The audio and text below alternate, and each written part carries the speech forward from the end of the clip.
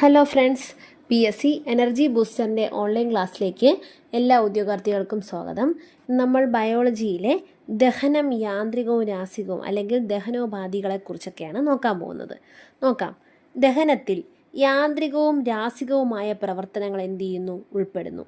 ആഹാരം ചവച്ചരയ്ക്കപ്പെടുന്നതും ആമാശയത്തിൽ വെച്ച് മതിക്കപ്പെടുന്നതുമായ ദഹനം, അതാണ് എന്തെന്ന് പറയുന്നത്? യാന്ത്രിക ദഹനം. യാന്ത്രിക ദഹനം മൂലം ആഹാരം ചെറു കണങ്ങളാക്കുകയും ദഹനരസങ്ങളുമായി ചേർന്ന് കുഴമ്പ് രൂപത്തിലാകുകയും ചെയ്യുന്നു. തന്മൂലം ദഹനരസങ്ങളിലെ എൻസൈമുകൾക്ക് ആഹാരവുമായി വേഗത്തിൽ രാസപ്രവർത്തനത്തിൽ ഏർപ്പെടാൻ കഴിയുന്നു. ഓക്കെ അല്ലേ? ദഹനത്തിൽ യാന്ത്രികവും രാസികവുമായ പ്രവർത്തനങ്ങൾ ഉൾപ്പെടുന്നുണ്ട്. ആഹാരം ചവച്ചരച്ച് ആമാശയത്തിൽ വെച്ച് ദഹിക്കുന്നതാണ് എന്തെന്ന് പറയുന്നത്? അതാണ് യാന്ത്രിക ദഹനം. ഇനി ഈ യാന്ത്രിക ദഹന ഫലമായിട്ട് ആഹാരം ചെറുകണങ്ങളാവുകയും ദഹനരസങ്ങളുമായി ചേർന്ന് കുഴമ്പ് രൂപത്തിലാവുകയും ചെയ്യുന്നു. തന്മൂലം ദഹനരസങ്ങളിലെ എൻസൈമുകൾക്ക് ആഹാരവുമായി വേഗത്തിൽ രാസപ്രവർത്തനത്തിൽ ഏർപ്പെടാനും കഴിയുന്നു. ദഹനരസങ്ങളിലെ എൻസൈമുകൾ ഉപയോഗിച്ച് പോഷക ഘടകങ്ങളെ ആഗിരണയോഗ്യമായ ലഘു ഘടകങ്ങളാക്കി മാറ്റുന്ന പ്രക്രിയയാണ് രാസിക ദഹനം എന്ന് പറയുന്നത്. ഓക്കെ അല്ലേ? അതായത് കെമിക്കൽ സബ്സ്റ്റൻസ് വഴി, അല്ലെങ്കിൽ അത് കെമിക്കൽ സബ്സ്റ്റൻസ് എന്ന് ഉദ്ദേശിക്കുന്നത് എൻസൈമ് വഴി ദഹിക്കുന്നതാണ് രാസിക ദഹനം. വായിലെ ദഹനോപാധികൾ മെയിനായിട്ട് അറിയാലടെ. വായിലെ ദഹനോപാധി ആരാണ്? പല്ലാണ് അല്ലേ? പല്ലുകൾ. പല്ലുകളെക്കുറിച്ചുള്ള പഠനമാണ് ഒഡന്റോളജി. പല്ലുകളെക്കുറിച്ചുള്ള പഠനം ഒഡന്റോളജി. പല്ലുകൾ ഉറപ്പിച്ചിരിക്കുന്നത് എവിടെയാണ്? കുഴിയിലാണ് അല്ലേ? ഹനുക്കളിലെ കുഴിയിലാണ്. ജനിച്ച ശേഷം ആദ്യം മുളയ്ക്കുന്ന പല്ലുകൾ, അതാണ് പാൽപ്പല്ലുകൾ. ജനിച്ച ശേഷം ആദ്യം മുളയ്ക്കുന്ന പല്ലുകളാണ് പാൽപ്പല്ലുകൾ. എണ്ണം എത്രയായിരിക്കും? 20 20. പാൽപ്പല്ലുകളുടെ എണ്ണം മുകളിലും താഴെയായിട്ട് 10 വീതമായിട്ടാണ് ഉള്ളത്. ഉളിപ്പല്ല്. ഉളിപ്പല്ല് എന്താണ്? 4 ടൈപ്പിലുള്ള പല്ലുകൾ പഠിക്കാനുണ്ട് നമുക്ക്. ഉളിപ്പല്ല് മുൻവശത്ത് താഴെയും മുകളിലുമായിട്ട്, ഓക്കെ അല്ലേ? മുൻവശത്ത് താഴെയും മുകളിലുമായി 8 പല്ലുകൾ കാണപ്പെടുന്നു. അതാണ് എന്തെന്ന് പറയുന്നത്? ഉളിപ്പല്ലെന്ന് പറയുന്നത്. കടിച്ചു മുറിക്കാൻ സഹായിക്കുന്നു. കോമ്പല്ല്. അടുത്തത് ഏതാ? കോമ്പല്ല്. ഉളിപ്പല്ലുകൾക്ക് സമീപം ഇരുവശങ്ങളിലും മുകളിലും താഴെയായിട്ട് 4 പല്ലുകളുണ്ട്. അതാണ് എന്ത്? കോമ്പല്ല്. മുകളിൽ 2, താഴെ 2. ആഹാര വസ്തുക്കൾ കടിച്ചു കീറാൻ സഹായിക്കുന്നു. ഓക്കെ അല്ലേ? അടുത്തത് അഗ്രചർവണകം. അഗ്രചർവണകം കോമ്പലിന് സമീപത്തുള്ളതാണേ. കോമ്പലിന് സമീപം ഇരുവശങ്ങളിലും മുകളിലും താഴെയുമായി 8 പല്ലുകൾ കാണപ്പെടുന്നു. ചവച്ചരയ്ക്കാൻ സഹായിക്കുന്നതാണ് അഗ്രചർവണകം എന്ന് പറയുന്നത്. അടുത്തത് ചർവണകം. അഗ്രചർവണകങ്ങളെ തുടർന്ന് മുകളിലും താഴെയുമായി 12 പല്ലുകൾ കാണപ്പെടുന്നു. ചവച്ചരയ്ക്കാൻ സഹായിക്കുന്നതാണ് ചർവണകം. ചെറിയ കുട്ടികളിൽ പല്ല് മുളയ്ക്കാൻ തുടങ്ങുന്നത് ഏകദേശം 6 മാസം മുതലാണ്. പാൽപ്പല്ലുകൾ കൊഴിയാൻ തുടങ്ങുന്ന പ്രായമാണ് 6 വയസ്സ്.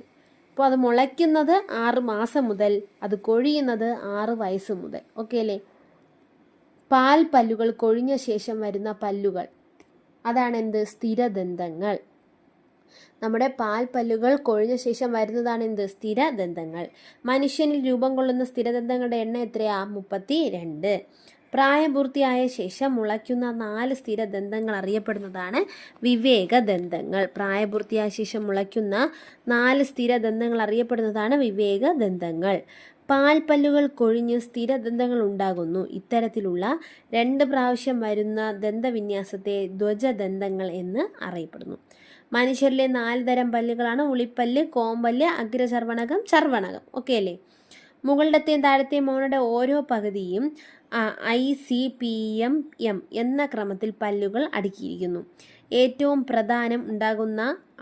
അവസാനം ഉണ്ടാകുന്ന അറ്റത്തുള്ള 4 പല്ലുകളാണ് ഏതടെ? അണപ്പല്ലുകൾ എന്ന് പറയുന്നത്. മനുഷ്യൻ്റെ ദന്തവിന്യാസം എങ്ങനെയാണ്? 21 23/21 23 എന്നാണ് പറയുന്നത്. അത് നോക്കാൻ. ഓക്കെ അല്ലേ? അടുത്തത് പല്ലുകളെ പ്രധാനമായും 3 പ്രധാന ഭാഗങ്ങളാണ് തരംതിരിച്ചിരിക്കുന്നത്. അതിലെ ഇനാമൽ, ഡെൻറ്റേൻ എന്നിവ ദന്തമകുടത്തിൽ കാണപ്പെടുന്നു. അതായത് പല്ല് തുടങ്ങുന്ന ആ ഭാഗത്ത് അവിടെ പല്ലിലാണ് കാണപ്പെടുന്നത്. ഇനാമൽ, ഡെൻറ്റേൻ. മോണയ്ക്ക് പുറത്ത് കാണുന്ന പല്ലിൻ്റെ ഭാഗമാണ് എന്തെന്ന് പറയുന്നത്? ഈ ദന്തമകുടം എന്ന് പറയുന്നത്, ക്രൗൺ എന്ന് പറയുന്നത്. ദന്തമകുടത്തിനും ദന്തമൂലത്തിനും ഇടയിലുള്ള പല്ലിൻ്റെ ഭാഗമാണ് ദന്തഗളം അല്ലെങ്കിൽ നെക്ക് എന്ന് പറയും. പൾപ്പ് ഇവിടെയാണ് കാണപ്പെടുന്നത്. പൾപ്പ്. മോണയ്ക്കുള്ളിലെ പല്ലിൻ്റെ ഭാഗമാണ് ദന്തമൂല അല്ലെങ്കിൽ റൂട്ട് എന്ന് പറയും. സിമൻറ്റം ദന്തമൂലത്തിൽ കാണപ്പെടുന്നു അല്ലേ. പല്ലുകളെ ഉറപ്പിച്ച് നിർത്തുന്നതാണ് എന്തെന്ന് പറയുന്നത്, സിമൻറ്റം എന്ന് പറയുന്നത്. ഡെൻറ്റേനെ പൊതിഞ്ഞു കാണുന്ന പദാർത്ഥമാണ് ഏത്, ഇനാമൽ. ഡെൻറ്റേനെ പൊതിഞ്ഞു കാണുന്നതാണ് ഇനാമൽ എന്ന് പറയുന്നത്. മനുഷ്യ ശരീരത്തിലെ ഏറ്റവും കടുപ്പമേറിയ ഭാഗമാണ് ഇനാമൽ. മനുഷ്യ ശരീരത്തിലെ ഏറ്റവും കടുപ്പമേറിയ ഭാഗമാണ് ഇനാമൽ. പല്ലിൽ കാണുന്ന നിർജീവമായ ഒരു ഭാഗമാണ് ഇനാമൽ. പല്ലിൽ കാണുന്ന നിർജീവമായ ഒരു ഭാഗമാണ് ഇനാമൽ.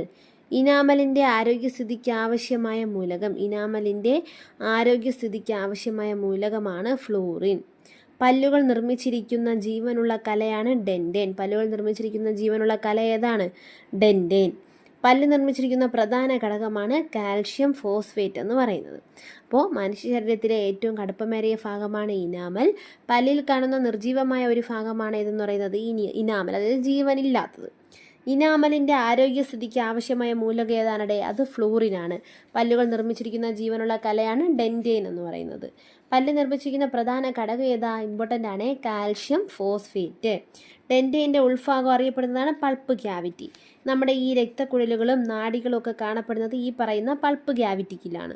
പൾപ്പ് ക്യാവിറ്റിയിൽ കാണുന്ന മൃദുവായ യോജക കലയാണ് പൾപ്പ്.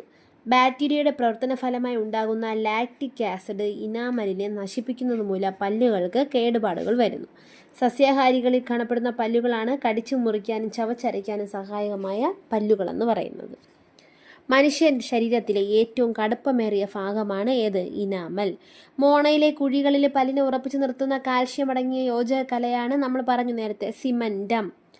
ആധുനിക ഇന്ത്യൻ ദന്ത ചികിത്സയുടെ പിതാവ്. ശ്രദ്ധിക്കണേ, ആധുനിക ഇന്ത്യൻ ദന്ത ചികിത്സയുടെ പിതാവാണ് റാഫിയുദ്ദീൻ അഹമ്മദ്. ആഹാരപദാർത്ഥങ്ങളുടെ ദഹനം ആരംഭിക്കുന്നത് വായിൽ വെച്ചാണ്. വായ്ക്കുള്ളിലെ അറ പൊതുവായി അറിയപ്പെടുന്നത് വദന ഗഹ്വരം എന്നാണ് അറിയപ്പെടുന്നത്. ബക്കൽ ക്യാവിറ്റി എന്നാണ് അറിയപ്പെടുന്നത്. വായുടെ മേൽത്തട്ടാണ് ഏതടെ, പാലറ്റ്. വായുടെ മേൽത്തട്ടാണ് പാലറ്റ്. നാവിനെ വായയുടെ അടിത്തട്ടുമായി ബന്ധിപ്പിക്കുന്ന സ്നായുക്കളാണ് ഫ്രെനുലോ എന്ന് പറയുന്നത്, ഫ്രെനുലം. ഭക്ഷണ പദാർത്ഥങ്ങളെ ഉമിനീരുകളായി കൂട്ടിക്കലർത്തിക്കുന്നതിനും പല്ലുകൾക്ക് ചവച്ചരയ്ക്കുന്നതിനും വേണ്ടി സഹായം ചെയ്യുന്നത് നമ്മുടെ ഈ നാക്കാണ്. വായിൽ വെച്ചുള്ള ദഹനത്തിന് സഹായിക്കുന്ന ദഹനരസം സലൈവറി അമിലേസ്. ഇമ്പോർട്ടൻ്റ് ആണ്, വെരി വെരി ഇമ്പോർട്ടൻ്റ് ആണ്. വായിൽ വെച്ചുള്ള ദഹനത്തിനെ സഹായിക്കുന്ന പ്രധാന ദഹനരസമാണ് സലൈവറി അമിലേസ്. വായിൽ വെച്ച് അന്നജത്തിനുണ്ടാകുന്ന രൂപമാറ്റമാണ് മാൾട്ടോസ്. വായിൽ വെച്ച് അന്നജം എന്തായിട്ട് മാറുന്നു, മാൾട്ടോസ് ആയിട്ട് മാറുന്നു. വായിൽ കാണപ്പെടുന്ന ഉമിനീർ ഗ്രന്ഥികളുടെ എണ്ണമാണ് 4 ജോഡികൾ അല്ലേ. നിലവിൽ 4 ജോഡി. നമ്മുടെ SCRT ടെസ്റ്റ് പ്രകാരം 3 ജോഡിയാണ്. മറ്റേ ഈ ഇതിലട പരോറ്റിഡ്സ്, അതായത് കർണപാർശ്വഗ്രന്ഥികൾ, പിന്നെ സബ് മാക്സിലറി അല്ലെങ്കിൽ സബ് മാൻഡിബുലർ എന്ന് പറയും. ഉപഹന്വാസ്തി ഗ്രന്ഥികൾ എന്ന് പറയും. ഉപജിഹ ഗ്രന്ഥികൾ എന്ന് പറയുന്നത് സബ് ലിംഗ്വൽസ് എന്ന് പറയും. പിന്നെ പറയുന്നത് ട്യൂബേറിയൻ ഗ്രന്ഥികൾ. ട്യൂബേറിയൻ ഗ്രന്ഥികൾ എന്ന് പറഞ്ഞാൽ പുതുതായിട്ട് കണ്ടെത്തിയതാണ്. അപ്പോൾ കർണപാർശ്വഗ്രന്ഥികൾ, ഉപഹന്വാസ്തി ഗ്രന്ഥികൾ, ഉപജിഹ ഗ്രന്ഥികൾ, പാരോറ്റിഡ്സ്, സബ് മാക്സിലറിയും സബ് ലിംഗ്വൽസും. മനുഷ്യനിലെ ഏറ്റവും വലിയ ഉമിനീർ ഗ്രന്ഥിയാണ് പരോറ്റിഡ് ഗ്രന്ഥി. മനുഷ്യനിലെ ഏറ്റവും വലിയ ഉമിനീർ ഗ്രന്ഥിയാണ് പരോറ്റിഡ് ഗ്രന്ഥി. ഏറ്റവും ചെറിയ ഉമിനീർ ഗ്രന്ഥി ഏതാ, അതാണ് സബ് ലിംഗ്വൽ ഗ്രന്ഥി എന്ന് പറയുന്നത്, ഏറ്റവും ചെറിയ ഉമിനീർ ഗ്രന്ഥി. ഉമിനീർ പ്രവർത്തിക്കുന്ന ഭക്ഷ്യ ഘടകമാണ് അന്നജം. ഉമിനീരിലടങ്ങിയിരിക്കുന്ന രാസാഗ്നിയാണ് ഏതൊക്കെ, ഉമിനീരിലടങ്ങിയ രാസാഗ്നികൾ ടയലിനും ലൈസോസൈമും. ടയലിൻ എന്ന് പറഞ്ഞാൽ സലൈവറി അമിലേസ് ആണേ, മാറിപ്പോവല്ലേ. അന്നജത്തെ മാൾട്ടോസാക്കി മാറ്റുന്ന രാസാഗ്നി ഏതാ, ടയലിൻ. അന്നജത്തെ മാൾട്ടോസാക്കി മാറ്റുന്നത് ടയലിൻ.